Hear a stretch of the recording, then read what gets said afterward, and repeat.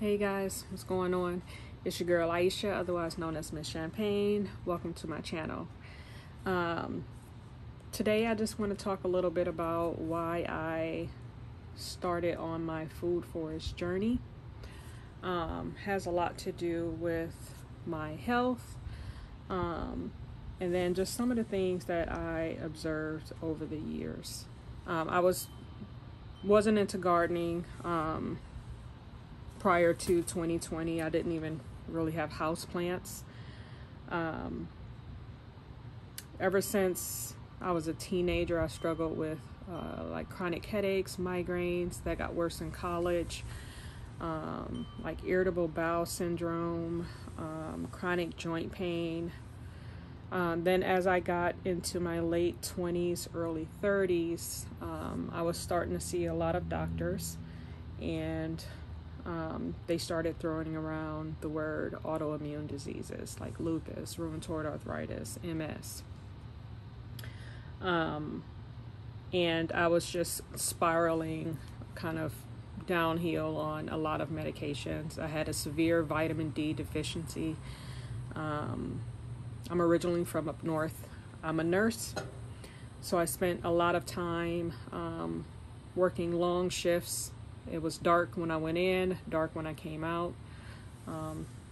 Very stressful career.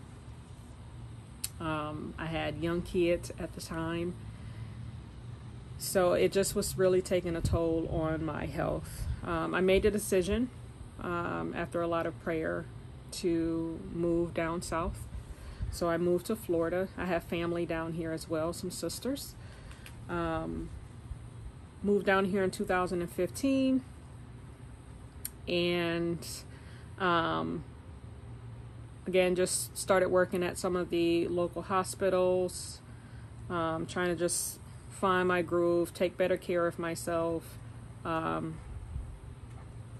trying to eliminate some of the medications that I was on. I wanted to get off of all of them. And that's what I did. I just started going outside a lot more, kind of falling in love with nature. I've always been like an outdoor kid. Love the beach, love the water, love tropical vacations. And in 2019, that December, I just started to have dreams about being in the Garden of Eden. I was raised by my grandmother, who's was a minister at the time, so I grew up in church, and I have, a very close relationship with Jesus. And I prayed once I had that dream. It was just like, what does this mean? And I heard like the Holy Spirit say, you need to learn to grow. So naturally, like a lot of other people, I gravitated towards YouTube, started watching a lot of different gardeners. One of the first videos I watched, I can't remember his name offhand, but it was called Back to Eden, and it was just about a different type of gardening method, a natural method, kind of following God's design, and I knew at that moment that, yep, this is what I need to be doing. Started following Jess from Roots and Refuge. I think Wild Floridian was one of the first YouTubers that I followed. I naturally tried to find people that lived in the South, because one of the things I quickly discovered that what grows down here doesn't necessarily grow up north. Again, I'm from Ohio. So I started just planting some seeds. I lived in a home, but I was renting. So my first gardens were container gardens. Little did I know how much gardening would really help me, because of course 2020 We had, you know, the huge pandemic, and as a bedside nurse at the time, it was extremely stressful. Just a lot of uncertainties, natural fears and anxiety, and a lot of death. And gardening quickly became my therapy. And I was drawn to it. And I felt myself not only just getting anxiety relief, but getting closer to God. The more I gardened, the more lessons that I would learn about myself, the more patience I would learn. And then I started to research more about the benefits of your food and how your food is medicine, and how a lot of the herbs and things that I grew up calling them weeds are very medicinal for the body. Now, I know as a nurse that a lot of vitamins that are over the counter and supplements, majority of that is actually wasted through the body, and you only absorb like 20%. So eating it is always a healthier method of consuming vitamins, minerals, and if you can drink your medicine through a tea or a tincture, that's going to be a lot more effective than a pill in a capsule form. So I prayed and asked God to just kind of help me on this journey.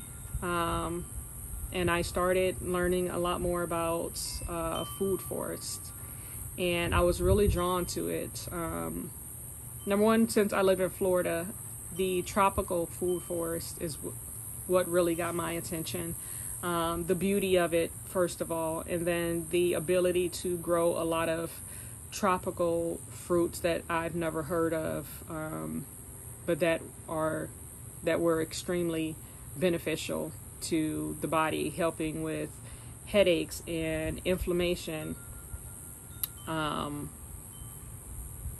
arthritis pain, joint pain, skin issues, just a ton of different ailments, helping to kind of reverse the damage that we do to our bodies on a daily basis.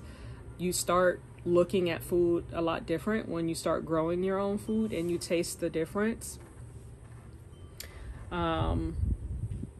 So that's kind of what got me into gardening and what really pushed me into developing a food forest. So last year, if you've been following me on my journey, you know that I started a food forest at my new property. Initially, I thought it was only like a half an acre, but the entire property is about an acre. The backyard, it's probably only 3/4 of that if you subtract the house and the front yard. But that is more than enough space to kind of grow what I need to grow. So I'm going to show you some of the beneficial things that I've learned to put in my food forest, because you can't just put food in your food forest. You need things that will not only feed you but will feed nature, and a lot of the beneficial insects that we need to actually help produce a lot of the food that we eat. So let me show you around.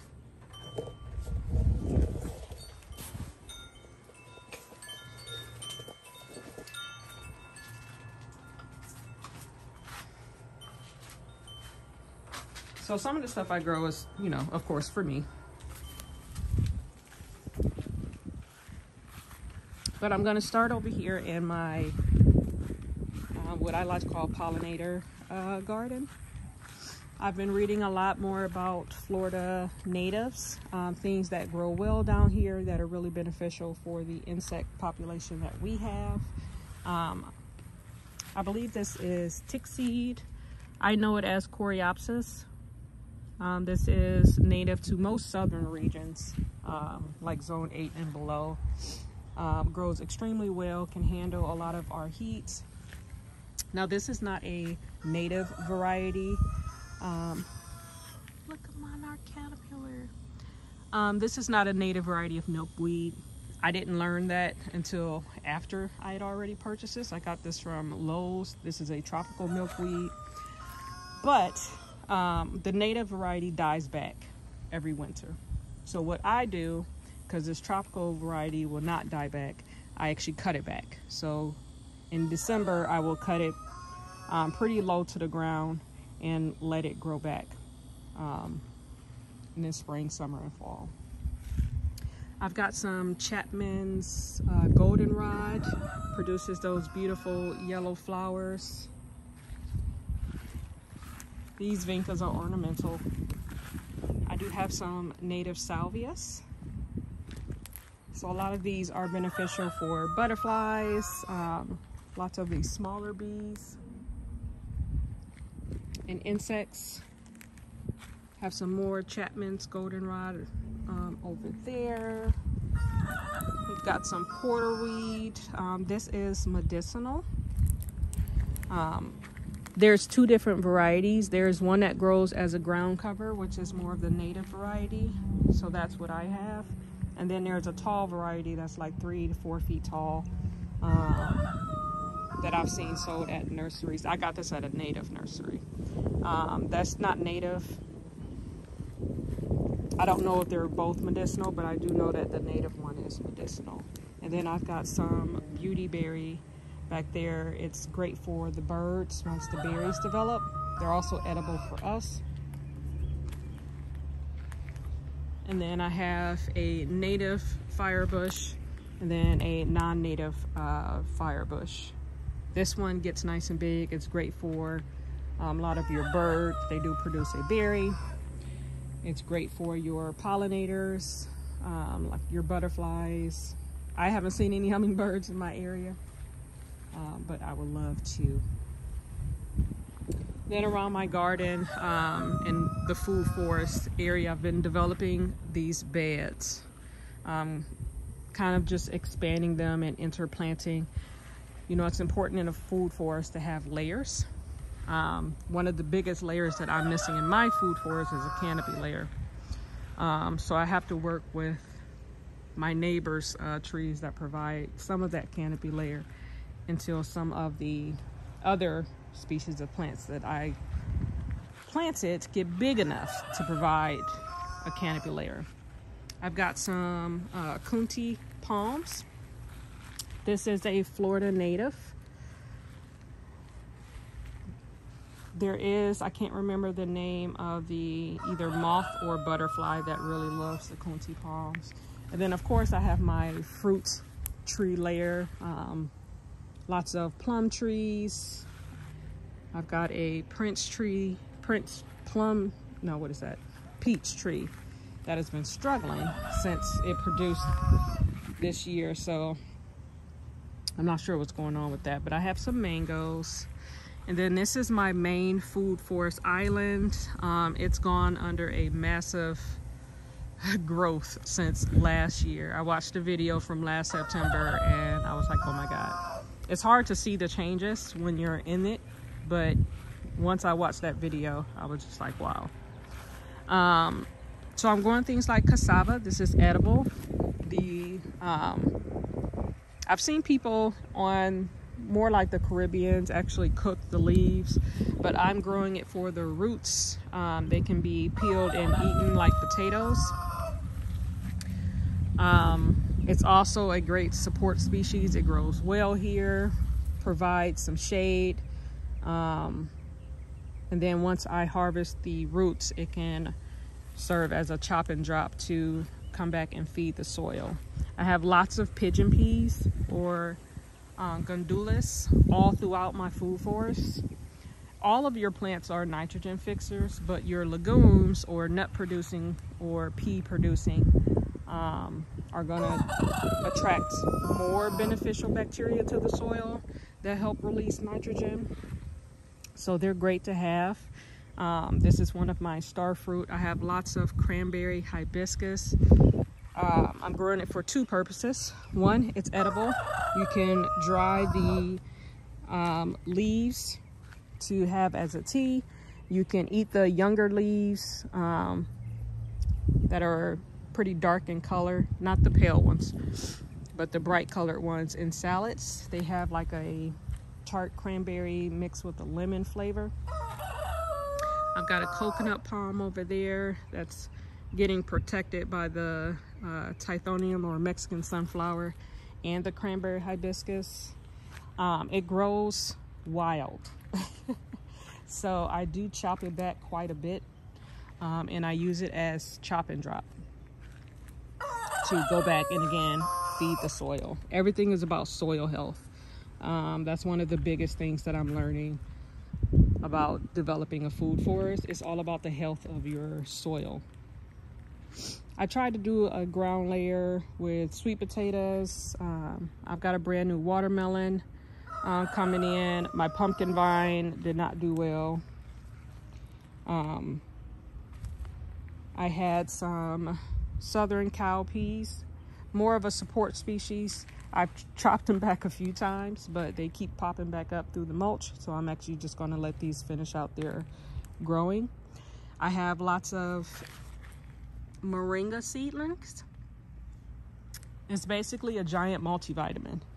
You just strip some of the younger leaves and just eat them, or you can dry it, ground it up in a powder, put it in shakes, or put it in a capsule and just take it if it's a little too bitter for you. But a lot of your bitter plants are actually very beneficial for you. More fruit trees, more of the moringa. I have some Mexican sunflower coming up here. I've got some edible greens. These are katuk. They prefer a little more shade, so they are struggling a little bit in this area for now, until the moringa and other support species can get tall enough to kind of protect it more. But that's an edible green, very high in iron, and I do suffer from anemia, but I don't like the iron tablets because they really upset my stomach. I have some sorrel. This one I started kind of late, but this is another type of hibiscus that you grow for the calyx that develops after the flower. You can also pluck the flowers and dry them for hibiscus tea. The same with the cranberry hibiscus. This is a bigger moringa. So like I said, you can just strip these nice and young leaves and just eat them. And that's basically your like dose of multivitamins that day. So I have some things that are you know, there for producing fruit. I have some things that are there to help the soil, but can also feed me and my family, such as the pigeon pea. I've got pineapple tops throughout. This is a heliconia. This is more of an ornamental plant. Again, I like the tropical vibe, so I do want it to be aesthetic. I've got canna lilies throughout. They provide just that tropical element, and they are also great for chop and drop at the end of the season. They grow like bananas. And then this is, of course, one of my banana trees. I've got more banana trees over there. We've got papaya. I got some things in containers. I do have a raised bed area for more of my annual gardening.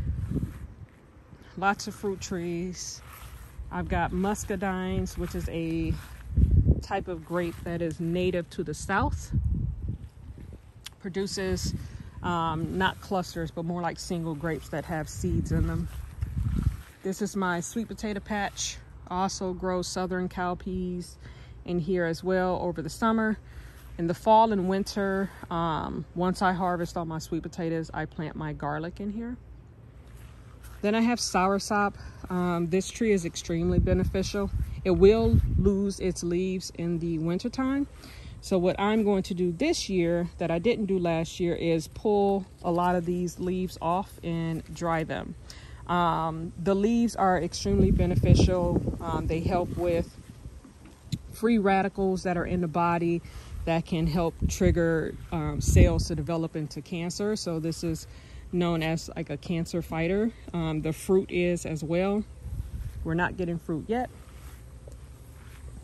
But I do plan on using this. This is, again, medicinal, and something that we can eat at the same time. And we have, you know, sweet stops. I've planted palm trees throughout. This is one of the Christmas palms. I've got foxtail palms that I've planted. I've got queen palms. And then again, another annual raised bed area. This is my other roselle. It's pretty massive, so I'm not concerned if that one doesn't produce in time. I'll just use it as chop and drop, or at least get the flowers off of it to save for hibiscus tea, since they're all in the hibiscus family. But I grow things like, these are Puerto Rican black beans. I try to grow a lot of my own peppers. But again, I'm building my soil. This food forest is only a year old, so it's gonna take some time to get my soil to where I want it to be. I have chickens, so they're good for not only the production of eggs, but the production of manure.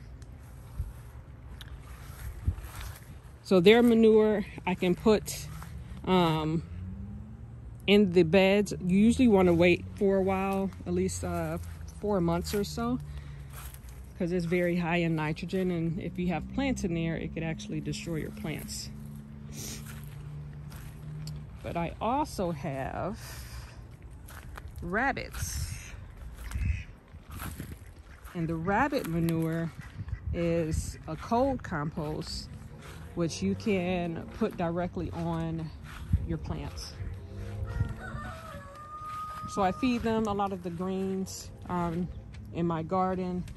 If they're a little too bitter for me in the summertime, like your kales, I give that to my rabbits. And then in return, they give me compost. So I can just clean out their cages, scoop all of that up. I put that directly into my annual garden beds as a top dressing. Typically I use black cow, but I'm trying to get away from using any store-bought products and just use exactly what comes from my garden. So I have a lot of young trees that will eventually provide a canopy layer, but just not yet. This is one of the jackfruit. And then I've got trees back here that will eventually provide some shade, so I can start planting more trees out here.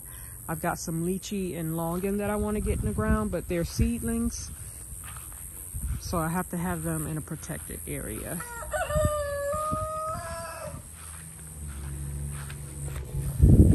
Then this is the ice cream bean. This will eventually be another canopy layer tree.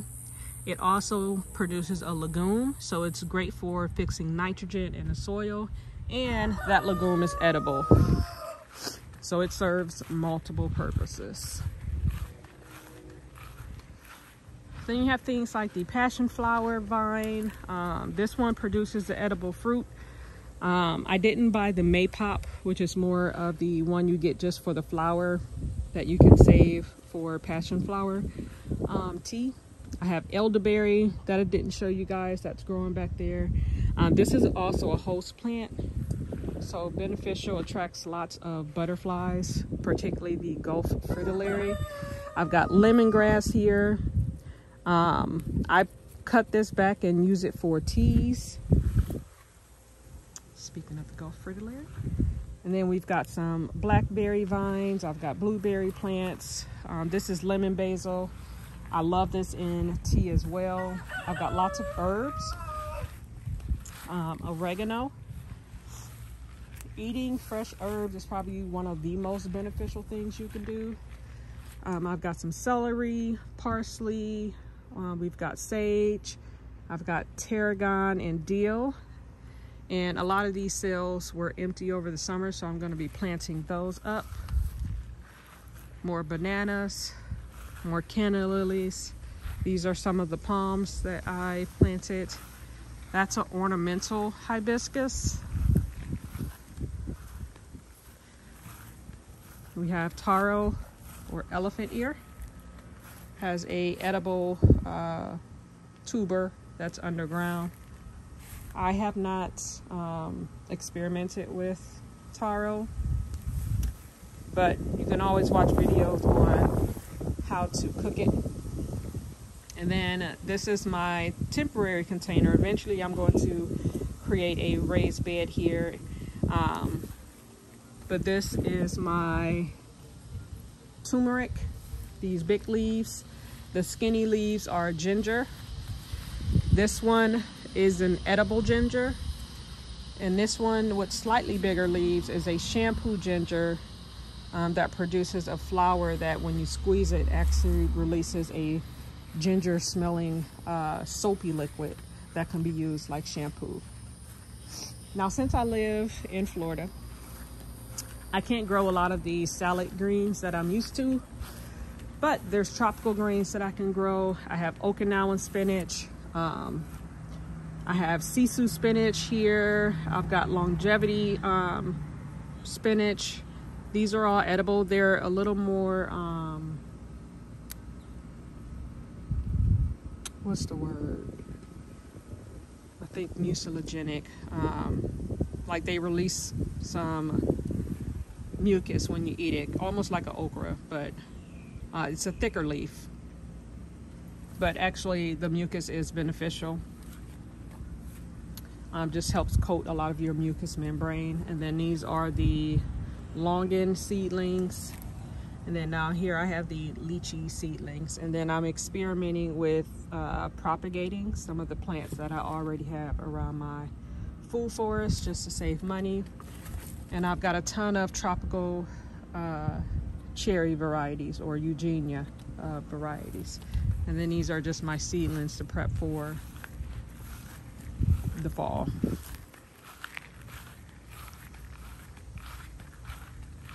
Yeah, so as you can see, I have a combination of things in the food forest. Things that are there to support the food forest. Some are serving as a multiple use, meaning it's supporting, but it also produces something edible.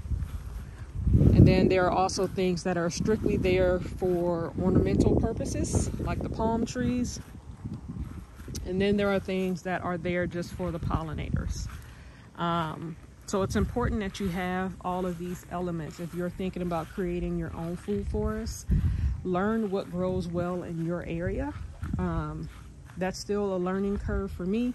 So I tend to follow a lot of gardeners that live in zone 10A, particularly Florida, because 10A Florida is not the same as 10A California, just because the humidity is very different here. So growing things that will work in my climate is very important. And it's going to be important for you. And there's lots of medicinal herbs that do the same purpose. There's some that grow well in cooler climates, and there's some that grow well in hot climates. So just do your research. Again, I'm a nurse. I am not a physician. So always check with your own provider before, making any decisions to use medicinal herbs. But knowledge is definitely power. And, I feel like God gave us everything that we need to heal ourselves, to stay healthy. The atmosphere is changing. I'm sure everyone can feel it. There's a lot going on. There's a lot of uncertainties. This is Biden's alba. It's what's known as a weed, or Spanish needle, but it's also medicinal and edible. The leaves are. This is my cassaba growing in the midst of these Biden's alba, along with some elephant ear.